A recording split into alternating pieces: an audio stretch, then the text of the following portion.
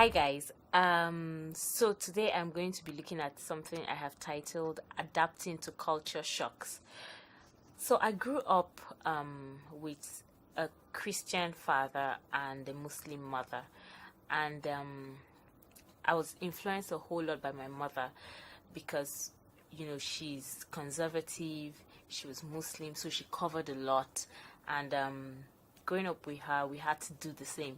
So we covered a lot, and it's now that I'm old that I even have my hair out, and sometimes can wear some kind of clothes that I know if my mother sees, she gonna kill me.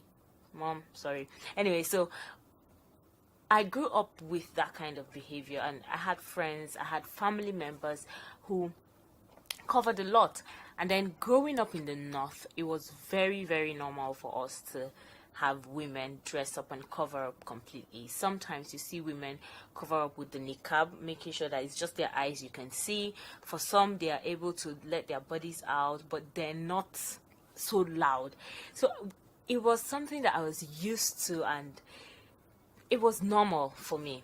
So I remember the very, very first time I went to Lagos. So that was the first state in the southern part of the country that I'd been to, because in my entire travels I'd only been to the northern part of the country. So when I went to Lagos, I went to stay with a friend in Ikeja, and then this evening we went out to Allen Avenue.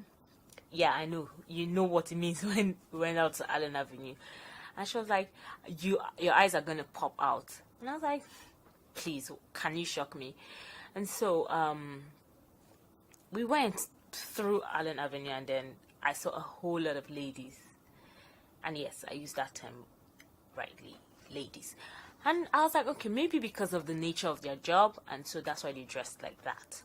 And I let it go because I felt they needed to make their money, so that's that. But this afternoon, like broad daylight, we went out. We're going to get something. I can't remember what it was, but we walked. And then I saw this lady. She had... Okay, I need to curse. She had, the big butts and all of that. And, she wore bum shorts that were just at the bum. It just framed the bum. And then she wore a see-through top. And she was wearing just a bra beneath it. And when I saw, I was like, Santa Maria of Guadalupe, why the hell is this lady dressed like this? And my friend was like, sure, you never even see anything. And I was like, I was shocked. And I remember actually standing on the road because I was so shocked at what she was wearing. I was like, what the hell is wrong with this lady? And for the longest time, I kept thinking about it. I was like, why was she dressed like this? Why would she come out of her house like this? Who sent her to do something like this? And then I was like, you know what? It's none of your business. Just go back home. But it stayed with me. And so when I left Lagos, and then I went to other cities in the southern part of the country, I began to see that a whole lot of women dressed, in what was most comfortable to them. And every time I saw these women, I was like, why won't you cover yourself?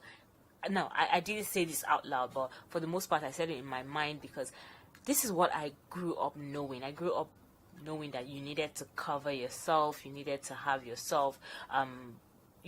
That's just how we grew up in the north for a lot of us. There are towns in the north where people dress the same, like Abuja for one, Jos for another, and women dress like the southern women do, even some parts of Benue too. But I had grown up in, one from my family, two from being in the north, and then I realized that I was looking at these women based on the stereotypes that I had in my head, that women were supposed to cover themselves. And there's no hard and fast rule that says a woman has to cover herself.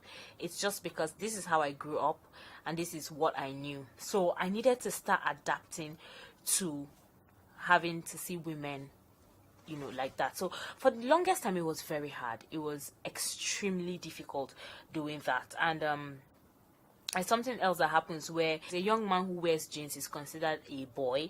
That's in the northern, like the core northern parts of Nigeria. And then a man who wears maybe like the agbada, kaftan and all of that is considered a man.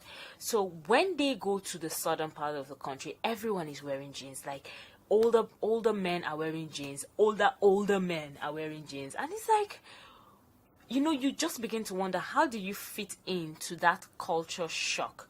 And that's just me having traveled to no other place but within Nigeria.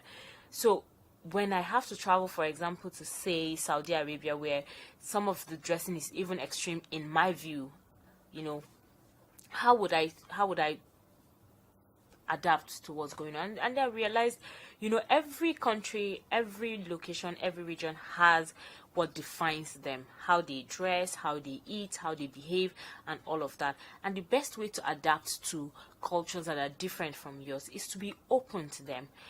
If I go to Saudi Arabia today, I would wear an abaya and I would use a veil and I will dress as the Saudi Arabian women do, because I want to respect their cultures. And if I go to, let's say, Switzerland, and I see all them bomb shots and all of that, no, let's not say Switzerland, Barbados, and I see all the bomb shots and all of that, I may be tempted, I might remember my mother, but then I would still respect their cultures. And I think it's important that you understand that everybody has where they're coming from. Everyone has what they are accustomed to because of the location they are from. And so it's important that we adapt to cultures whenever we go there. It's not right for me to go to Saudi Arabia and wear jeans, or go to certain towns in northern Nigeria or in Mali or in Kenya and wear jeans. Please, no. I could be killed for doing that. So you need to understand the cultures of people. You need to understand what is important to them and why it is important to them, and then respect them. It is very, very, very important. And so even though now I get to see women with bomb shorts and short skirts, and I'm like, I still say it's their right to wear what they want, and it doesn't change the fact that they are full, complete human beings. So I've learned to respect people as a result of that, and it was hard, and it's even still hard, because I was in Delta State and I saw some things and I was like, Lord, I'm gonna have a heart attack. I'm gonna slap this girl to go back home. But I just have to realize that this is their person. It doesn't change. It doesn't diminish them in any way. It doesn't take anything away from them. It's just how they have grown up, the cultures that they have, and how they relate to it. So it's important that we all learn to respect people, even though they do not look like us in any way. So that's just basically what it is. And but I just want to ask you, are there cultures that you think you can never ever ever adapt to?